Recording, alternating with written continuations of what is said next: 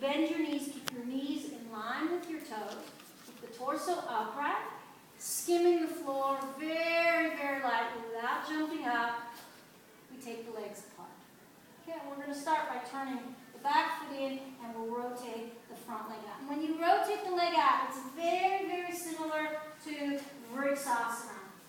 From deep, deep inside your hip, rotate the leg out, and feel that line of energy from your knee all the way into your body. And we're going to just do this for a good little while. We'll turn the feet to parallel. We'll do the other side. We'll work on this for quite a while. Now, when you rotate the leg out, okay, if I insist on my frontal pelvic bones pointing straight forward like Vriksasana, a lot of you will notice that your front knee is not able to rotate out properly. I want this leg to be more important. So I want the front leg to rotate out, the knee to be in line with the second toe.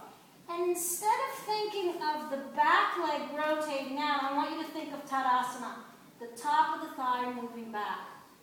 So not so much to worry about these frontal pelvic bones straight forward.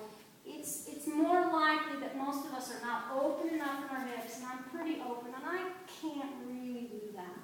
Okay, so it's not like I'm asking you to bring this hip forward. Please don't mistake that. But I'm asking for this to be the number one, this to be more important, and then the way we open the hip is by taking this thigh straight back. Taking the thigh straight back, the amount we can against this one does open the hips. And I'll ask you to take your arm sideways, and then very gently I'll ask you to bend your knee and we go towards a 90-degree angle. Very, very similar to Vriksasana. From the outer knee to the buttock, you pull a line of energy in. The inside and the outside of the leg drop. The body is upright. And I'll probably have you raise your arms up so that you learn to keep the torso straight forward. I'm going to straighten the leg, return the feet parallel, and practice the other side. Okay, we'll break all of this up. You said the inside and the outside drops. Yes, and then okay. Also turn it up. Okay, good questions. Awesome. Okay. Every rotation in yoga has the possibility of overdoing. I'm a victim of that. Okay, in Ashtanga, we get super, super flexible. Okay? We start doing crazy stuff, and we become, we can overdo. So, if you keep rotating this out, that groin starts to lift up, and we call it a puffed groin. You're starting to push the femur into the groin. It's the beginning of groin injuries.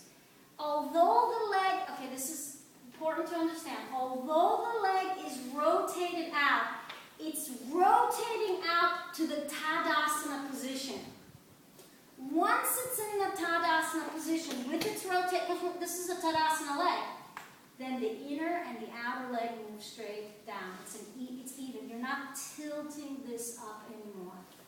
So we bring the femur into alignment, into the socket, the knee in line, and then we don't keep flipping this. Big, it's important. So if the knees are dropping, people that are not open there, if it's dropping, then you do need to keep... Yes, if the knee's like this, yes. But it's a function of a bone. You're moving the bone, you're moving the femur into the socket. So the femur is not in the socket here, right? So you're moving it into the bone. This is firm.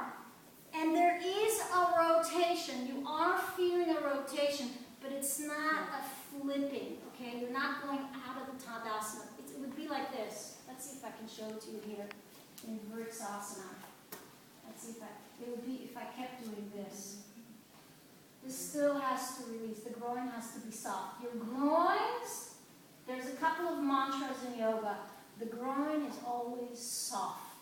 It's never puffed, it's never hard. So if you keep tilting that up, that groin becomes hard. It becomes prone to injuries. Groin injury is not fun. Okay? So the thigh is basically parallel to the floor. in terms of, right? In Yeah, terms of it- alignment. Inner and outer legs, they release down. Okay, let's try it.